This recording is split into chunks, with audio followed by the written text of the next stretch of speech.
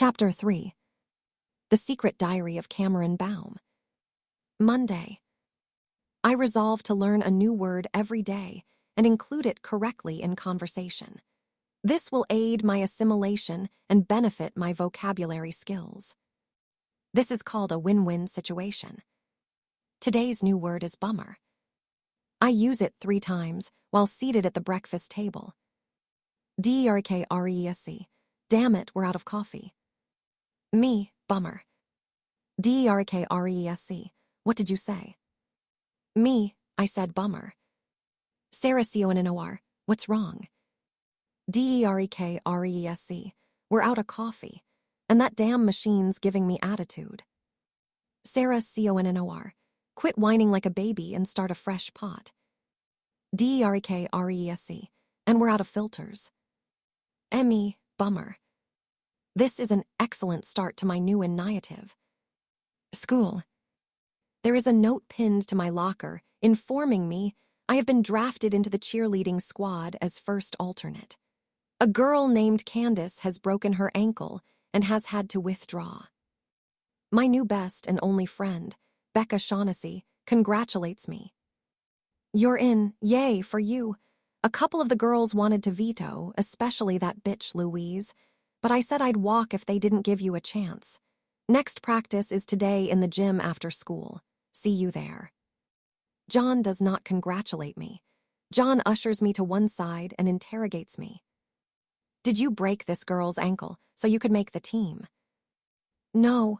If that was my intention, I would break her neck. Ankles heal, but a broken neck leaves you permanently dead and unable to participate in cheerleading activities. Gym. The gymnasium is cleared of all apparatus save for a chalk easel and 3 bleachers arranged to face it. All the girls are here. Becca spots me and waves me over, patting a space next to her on one of the benches. I sit down beside her. The 2 senior girls, Cassandra and Louise, enter. They stand either side of the easel facing us. Cassandra has long blonde hair and is known as Cassie, except when she is absent when the girls refer to her as the big cheese. She is tall but in no way resembles a dairy product. Cassandra says, "Okay, first things first. I'd like to welcome the first alternate to the squad. She'll be replacing poor Candy, whose ankle is sprained not broken but won't heal until the next semester. Everyone give Cameron Baum a warm cheerleader welcome." Cassandra and Becca clap their hands. None of the others join in. Next, Ramona. Have you managed to shift those 10 pounds we asked you to lose? Give me a break, Cassie. It's only been like 3 days. Louise says, so, how hard is it not to eat for 3 days? I agree, not hard at all. Ramona says, I'm hypoglycemic. I've fainted twice already. Suck it up, soldier, Louise tells her. She lifts her shirt and displays her abdomen. See these abs? I didn't get these abs by being a crybaby. No, Louise, you got them by going to the John after every meal and upchucking. So don't lecture me, you bulimic bitch. Don't call me a bitch. Cassandra says, okay, enough. Ramona, lose 5 pounds by the end of the week. I don't want another wardrobe malfunction. That was the seam. It wasn't my fault. It was shoddy workmanship. Louise says, oh, so now you're blaming the sweatshop kids earning 5 cents an hour. And I'm naturally big-boned. It's a proven medical condition. Says who? Dr. Barreto at the Don't Hold the Mayo Clinic. Is that a racial slur? I think that's a racial slur. You think everything's a racial slur. I do not. Saging Dr. Burrito. Dr. Burrito to the big bone ward. You utter bitch. Cassandra says, enough already. Louise, could we for once have a session where you don't piss someone off? A dream on. I heard that. And Ramona, at least 5 pounds off by Friday. However much everyone enjoyed seeing your bare butt, I'd rather not make it a regular part of the routine. Cassandra takes us through the entire routine with diagrams drawn on the chalkboard. We then perform them twice without music, then twice with music. The moves are crude and basic compared to ballet. I perform them flawlessly. There are no mishaps apart from a wardrobe malfunction from Ramona, who continues after changing into tracksuit bottoms. Not a word, not a freaking word, she warns Louise. Hey, action speaks louder than words, right? Then it is time to practice the finale. This is a pyramid of girls stood on top of one another. It is my role to stand at the apex of the pyramid, grinning my rictus death mask smile. As the music plays, I begin to climb up the back of the human pyramid as instructed, using their limbs as steps. I am 2/3 of the way up when I feel my footing give way beneath me. My gyros blink a red warning icon and try to stabilize me, but it is too late. I fall backwards off the pyramid, bringing the rest of the girls down with me. I am the first to rise to my feet. The others are sprawled across the gymnasium floor in various states of distress. Please remain calm, I advise. Remain calm. I've got someone's sneaker up my ass. I'm okay. Shauna's implants broke my fall. If they leak, you're buying me a new pair. They were a present from my stepdad. That's not creepy at all. Has anyone seen a contact lens? I've lost my green contact. You swore your eyes were really green. Yeah, Santa Claus and the Tooth Fairy, you believe in them too. Cassandra says, what happened? We've never had a pyramid collapse before. It's the new girl. She weighs like a ton. I thought my collarbone was going to snap. Cameron, how much do you weigh? I inform Cassandra. I weigh exactly 165 lb. There is a shocked silence. Then, no way. Oh my God. I'd die. I would just die. What are you made of, solid metal? Correct, I reply. Very funny. Someone fetch the scales. A pair of weighing scales are brought in. I step on them. The girls cluster round, peering curiously down at the readout, which declares I weigh 165 lb. Lordy, you must eat nonstop. I eat nothing, I confess. Oh, we all tell ourselves that, sister. And we're just fooling ourselves, aren't we? Because the calories just creep on. Perhaps she's big-boned.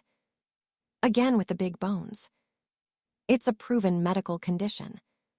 I eat nothing but breadsticks and tofu. If you add OJ, it's a perfectly balanced diet. Of course, you need regular colonic irrigation to clear blockages. Oh, gross. No, it's really very pleasant. They wash out your colon with a warm saline solution. You wouldn't believe the stuff that comes out. I think we've got a pretty good idea. Yay, I found my green contact. No, wait. Oh, gross, I think it's someone's booger. Cassie says, okay, enough. Obviously, due to her weight issues, Cameron can't be the apex. Megan, you're up. Me? No, I can't, Cassie. I'm scared of heights. What height? It's barely 15 feet. But suppose I get dizzy and fall and break my neck. Then you walk it off and try again. You big cry. Shut up, Louise. Just do your best, Megs. Okay, places people. And concentrate. I'd like to get out of here before the janitors. We perform the pyramid again, this time with me in the lower tier, stabilizing the structure. Megan does not get dizzy. She does not fall. She does not break her neck. This is deemed a success. Tuesday. I have acquired a new nickname. During maths class, where I aced another test, one of the boys turned to me and said, "Nice work, Poindexter." Another said, "Way to go, Poindexter." Poindexter is my new nickname. It is not unusual to have more than one nickname. Louise, for example, has several, including Bitch, Bitchatron, Bitcharella, Bitchzilla, and the almighty Bitch Queen of the universe. Becca is known as Big Red, or merely Red. Megan is Meg or Megs, except on special occasions when she is called the Dorkster or the Dorkmeister, depending on how clumsy her behavior. Many girls are nicknamed Skank. This is a popular nickname for girls, but not for boys. I faithfully commit these details to my database, cross-referencing names to faces and body profiles. Social integration programs now consume 8% of my available RAM, leaving 92% free for combat protocols, weapon utilization, and tactical evaluation. This is called getting your priorities straight. Recess. Becca Shaughnessy invites me to a sleepover at her house. John says, "You really want to do something like that?" I reply, "She is my best and only friend." "That's not true. Morris is your friend." "Morris is your best and only friend, not mine." "You're allowed more than one friend, and I think Morris would really like to be your friend if you'd let him." "Will Morris invite me to sleepovers?" "It doesn't work that way, and I don't think it's a good idea to sleep over at this Becca's." "Why not?" "For one thing, you don't actually sleep." I point out I can enter hibernation mode. That's where you stand bolt upright, not moving or blinking for hours at a time. I think that might make Becca or her mother a little suspicious. John finally agrees that I can visit Becca's as long as I am back at a reasonable hour. I also must not terminate Becca, her mother, or any small dogs or pets they might have, whatever the provocation. I agree to these instructions. Genocide is not a sound basis for a lasting friendship. End of school. I meet Becca in the parking lot, where she is standing next to a shiny black automobile. I say, "That's a tight car." "Yeah, it's Mom's Lexus. She lost her license after her last DUI. It's mine now whether she likes it or not. I mean, what's she gonna do, grow wings and fly to the liquor store?" I agree it is an unlikely scenario. Becca's home is on a wide street lined with trees. Each house has a lush green lawn, except hers, which is lank and straggly. The garden's a mess. Mom made a drunken pass at the lawn boy, and now he won't cut the grass. Still, at least she didn't pop one out like she did with the UPS guy. Pop one out. Gross, right? I'm like, "Mom, you're old, no one wants to see them anymore." We walk up the driveway, pausing at the door while Becca searches her bag for the key. "Dad left 3 years ago. He's a realtor and lives in Redondo Beach with his new girlfriend. Mom went to pieces after that. Dad pays her $50,000 a month alimony, and I swear half of it goes straight down the John." We enter the house and climb a wide staircase. Becca asks, "What does your father do?" "Computers." "A number cruncher, huh?" I confirm there is crunching involved. As we cross a wide landing, a slurred voice from another room calls, "Becca, honey, is that you? Be a dear and bring Mommy some more Happy-Juice." "You've had enough Happy-Juice, Mom. And put some clothes on, it's 4 o'clock and we've got company." "Is it your father and his trophy whore?" "No, Mom, just a friend from school." Becca's room is large with pictures of boys on all the walls. My facial recognition program is silent. No alerts. Perhaps they all go to another school. I've got the Johnny Depp season of Jump Street on Blu-ray. We can watch it later. But first, some refreshment. From a drawer, Becca produces a glass bottle half full of some clear liquid. The label reads, "Pjazz tequila." Some of Mom's hooch. She'd kill me if she knew I was drinking. What a hypocrite, huh? She pours the liquid into 2 small tumblers and hands one to me, then lifts hers to her lips, says, "Salut," and swallows it in one gulp. I imitate her actions exactly. Salut. The liquid is some sort of fermented plant extract with an alcohol content of 45%. It will have no effect on my systems beyond some slight hydration of my outer dermis layer. Now I know you're thinking, if her mom's such a lush, how come she drinks? But the difference is I know my limits. 1 tequila, 2 tequila, 3 tequila, floor. Right. 1 tequila, 2 tequila, 3 tequila, floor. I repeat. I wait for explanation. None is forthcoming. Instead, Becca pours 2 more tumblers. Salut. Salut.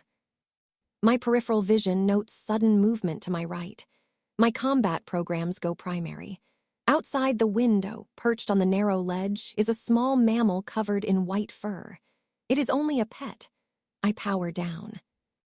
Becca cries, "Mr. Babbikins," and opens the window. The creature, Mr. Babbikins, presumably enters and squirms around her legs, emitting a low-frequency sound. Mr. Babbikins, this is my friend Cameron. Cameron, meet Mr. Babbikins, the bestest cat in the whole world. My database lacks a greeting protocol for small felines, so I merely bow slightly. Mr. Babbikins turns his attention to me. Arrarararrar, Ruzu, rrwww. He bares his teeth. The fur rises on his back and then runs from the room. Perhaps I offended him by not offering to shake hands. Becca says, that's odd. He's normally friendly with everyone. I've had him since I was little. I hope he's not getting ill. I think I'd just fall to pieces if he died. Death is inevitable. Entropy is the rule, not the exception. In time, the tallest mountains will erode to the seas and the mightiest oceans boil away into the void. Wow, that is so deep. You're like a philosopher, Becca giggles. I think I'm a bit tipsy. Hey, do you have any weed? A weed is a plant that grows where it is not supposed to. Huh, oh, I get you. Becca winks and whispers. Don't worry, Mom didn't bug my room. We're not Republicans. She starts to close the window, then says, Cameron, come look. It's my neighbor Brad. God, he's buff. Don't you think he's buff? My database has no match for the word buff. I look out the window. The human named Brad is up a ladder painting the side of a building. His shirt is off, his torso bare. My logic chip makes the correlation. Buff shirtless. Yes, I agree. He is buff. Let's go down and I'll introduce you. He's a senior at our school. How's my hair look? It is red. Tell me about it. Damn Irish genes. My ancestors could have come over on the Mayflower, but no, the Shaughnessy's had to follow later on the potato boat. We go outside and walk across the lawn. On the left is a rectangular swimming pool covered with a tarpaulin. Becca explains, I had to cover the pool up. It was too risky, Mom falling in and drowning when she's zonko. On the right is a fenced-off concrete rectangle. I recognize it as a tennis court like the ones at school. But this one is strewn with leaf litter and has a sagging net in the middle. Becca notices my interest and says, Dad had the tennis court built for Mom when we first moved here. She used to love to play, and she looked real pretty in her tennis whites. Becca is silent and appears sad and pensive. Sometimes I wish things were like they were before Dad left. Mom was happy then. But hey, if wishes were trees, right? They would grow leaves. Becca laughs. See, that's what I like about you, Cam. You always know how to make me laugh. Hey, wouldn't it be great if we went to the same college? There will be no college. The future holds only war, death, and destruction. I do not inform her of this eventuality. This is called not bumming someone out. We reach the fence dividing Becca's garden from her neighbor Brad. Becca stops and says, Hey, Brad, S up. Brad turns and says, Oh, hey, Becca, S up. This is my friend Cameron. S up. S up. Cameron just moved here. She goes to the same school as us. Yeah, seems like I'd remember a fox like her. You're buff, I point out. Becca says, God, Cameron. Brad smiles and says, Thanks, you're buff yourself. This is incorrect. I'm not shirtless. So what you doing? Becca asks. Painting the garage. My Harley needs new shocks, and if I want Pop to sign the pink slip, I'd better show willing. Hey, heard the latest. Me and Cameron made the cheerleader squad.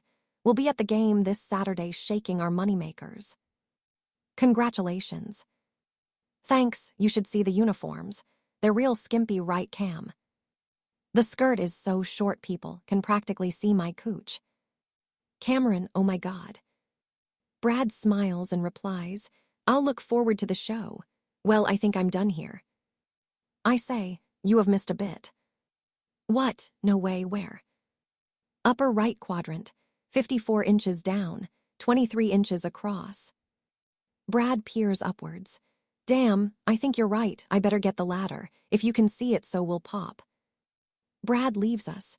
Becca turns to me and says, Girlfriend, you're a playa. A playa. Yaha, you were totally flirting with him, and he's totally into you. I do not understand. Oh, police, all that, ooh, Brad, you're so buff. Ooh, Brad, come stare at my cooch. You were totally coming on to him. This is an inaccurate imitation of my voice, nor is it a verbatim transcript of my conversation. And why not? Look at you, you're gorgeous. I mean, you don't have red hair, a freckly butt, and skin like a cadaver. I confirm, I do not share these physical characteristics. Hey, know what we should do? Invite Brad up to the house. We can watch some bullshit macho movie and pretend to be dumb chicks. Guys love that. Ooh, Brad, which is faster, a red car or a blue car?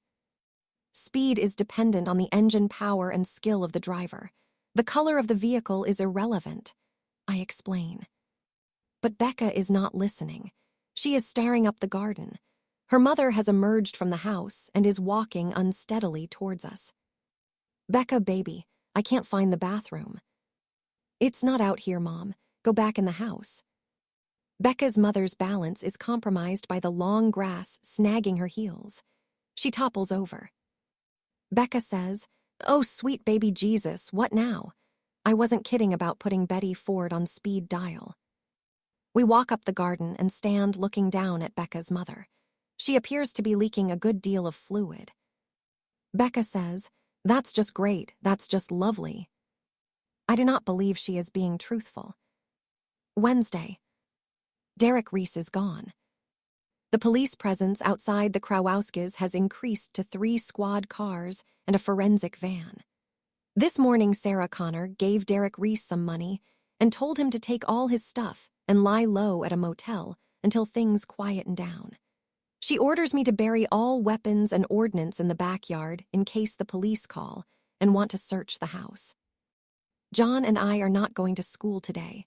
I call the school on the telephone and mimic Sarah Connor's voice, informing them we are ill and therefore unable to attend class. Sarah Connor wants us to be ready to leave at a moment's notice. So many policemen nearby is making her nervous. John attempts to reassure her. Mom, if they were onto us, we'd be in custody now. Maybe, maybe not, she points at me. You, come with me. I follow her into the bedroom. Wait here. I stand in the middle of the room while she enters the bathroom and shuts the door.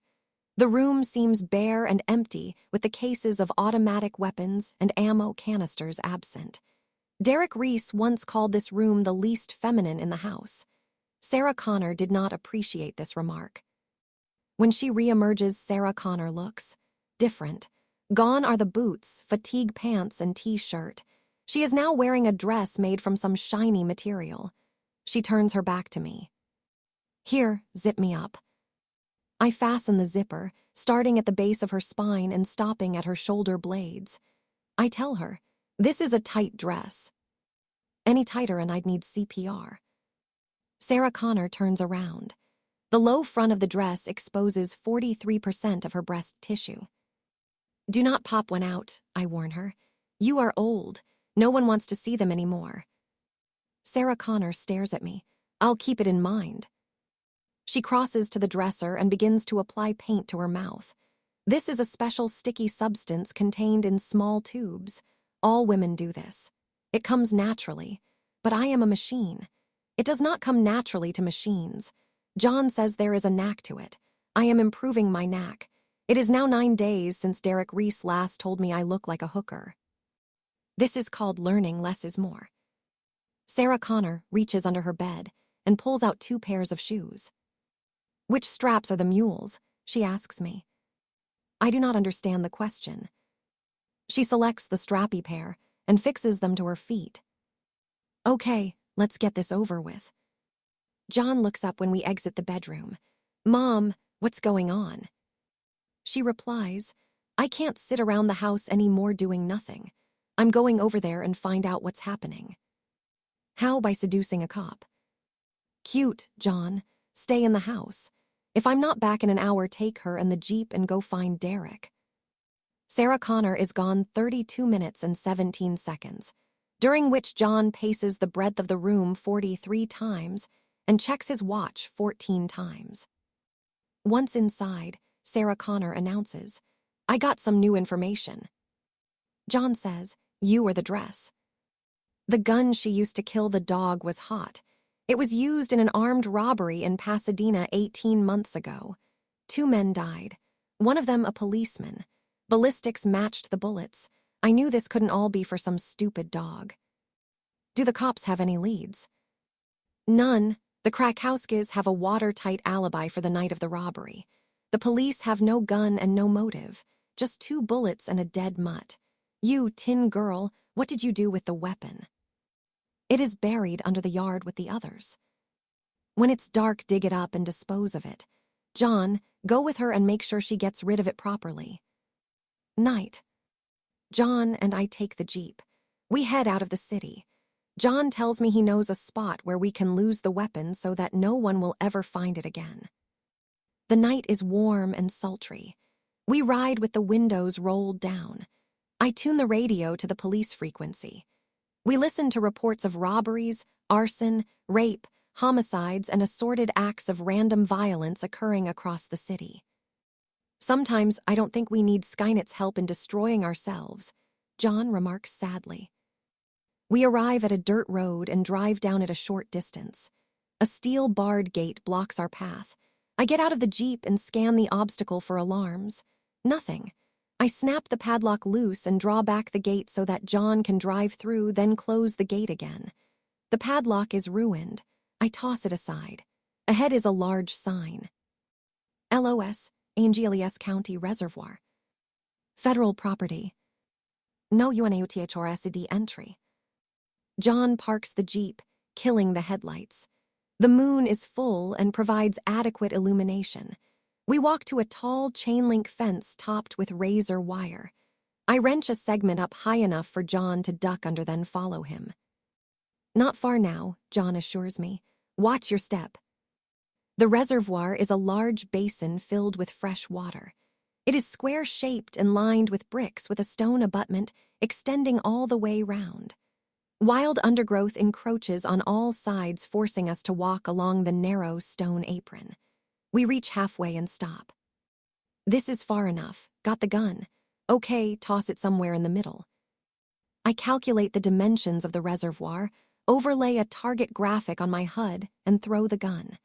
It vanishes beneath the surface of the water with a distant splash. Circular ripples radiate outwards, growing fainter as they disperse. John says, "That was the exact middle, wasn't it?" Within a 0.2355% margin of error. John kicks off his shoes and sits down on the edge, his feet dangling in the water. I follow suit. The water is cold, but not dangerously so. This place reminds me of a reservoir I used to visit years ago when Mom and I were holed up in Mexico. The local kids used to hang out there every Saturday night and go skinny dipping. Skinny dipping. Swim naked. Of course, I was never invited along, not once. I was the strange white kid with the crazy gringo mom. So I took to going on the Sunday and swam around on my own. There's nothing sadder than skinny dipping alone. John stares across the water at the far side. There is nothing to see there, so I presume he is accessing his memories. He stands up abruptly. Know what? I'm going in. John removes his clothing and dives in. I do an infrared scan of the water contents. Nothing with teeth any larger than a few inches. The surrounding scrub gives off a few white heat sources, most likely small mammals and nocturnal rodents. Minimal threat. John reaches the center of the reservoir. Well, he shouts at me, you coming in or not? I remove my clothing and plunge in, sinking several feet below the surface. I continue to sink. I lack a human's natural buoyancy. My mouth and nasal cavities fill with water. An amber alert icon blinks, warning me of the increasing pressure on my body imposed by the water. My feet impact the bottom, stirring up sediment. Above John is a small white starfish shape on the surface. The moon is a tiny white disk refracted by the water. It is peaceful at the bottom of the reservoir, silent and dark. All living things have fled from my presence. I am perfectly alone. In English class, I learnt of Ralph Waldo Emerson, a dead human who once wrote, "There is no privacy that cannot be penetrated." Ralph Waldo Emerson never stood at the bottom of a reservoir. Time to leave. I activate my leg servomotors, kicking upwards to emerge on the surface. John is floating on his back a few feet away. I attempt to copy his movements, but only succeed in sinking again. I realign my center of gravity and resurface. "The water's nice," John states. The water is 16 degrees centigrade in temperature. The salinity less than 3%. That's not what I meant. Nice is a vague assessment. John flips from the horizontal to vertical. His arms and legs make languid swirling motions below the surface. I mimic the action, a definite improvement. "I didn't know you could swim." "Neither did I." "We live and learn, huh? Then die and forget it all." John takes a lungful of air and plunges beneath the surface. I calculate he will be able to stay safely submersed for 1 minute and 48 seconds. A small timer in my HUD begins to count down. I will give him 1 minute and 40 seconds, then begin rescue operations. But it is not necessary. After 1 minute and 12 seconds, John resurfaces, gulping down air and brushing wet hair from his eyes. "How long was I under?" I inform him. He grimaces. "Yeah, it seemed longer." Humans do not have internal clocks, only small, inefficient mechanical devices worn on their wrists. John's is back on dry land with his pile of clothes. "How long could you stay under for?" I do the calculations. 103 years, 6 months, 2 weeks, and 3 days. Approximately. It seems quite precise. That's some set of lungs. I do not have Lou, but you already know this. It is an expression, a figure of speech. Correct. Correct. John smiles, his teeth a bright crescent in the moonlit darkness.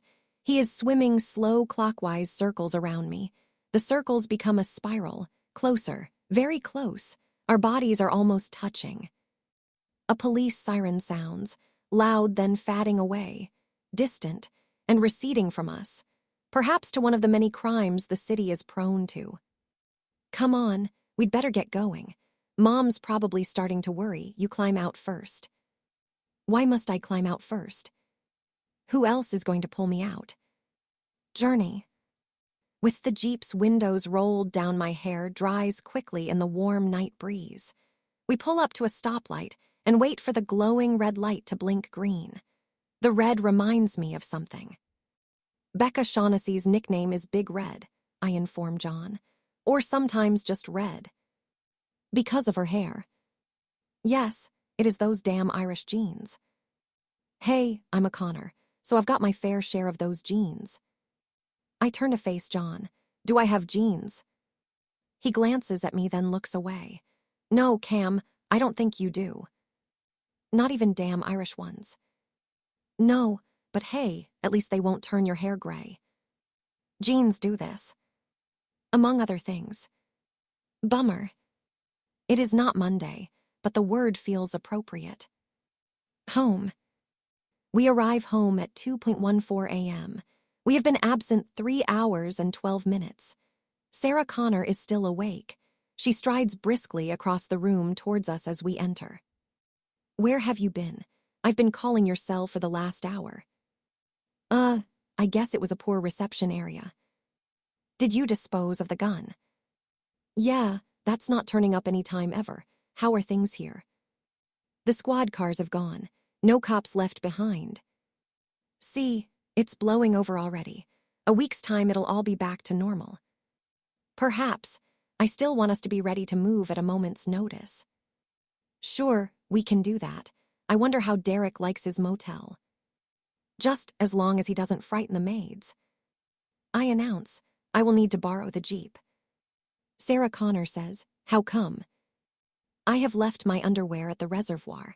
I will retrieve it and resume my patrol. You left your John. Is there something you need to tell me? Mom, it's not how it sounds. Really? Because it sounds exactly as it sounds. I leave by the door and close it softly behind me. John and his mother appear to have much to discuss. Certainly milk the Irish stereotype good and dry. Obviously, no offense intended. I probably won't shadow the second season with this fanfic. Events would just move too fast to keep up. Just kinda do my own thing. I've got some ideas for a fourth chapter. Maybe involve Louise. She deserves a comeuppance. Hope it's not all too One Tree Hill for ya.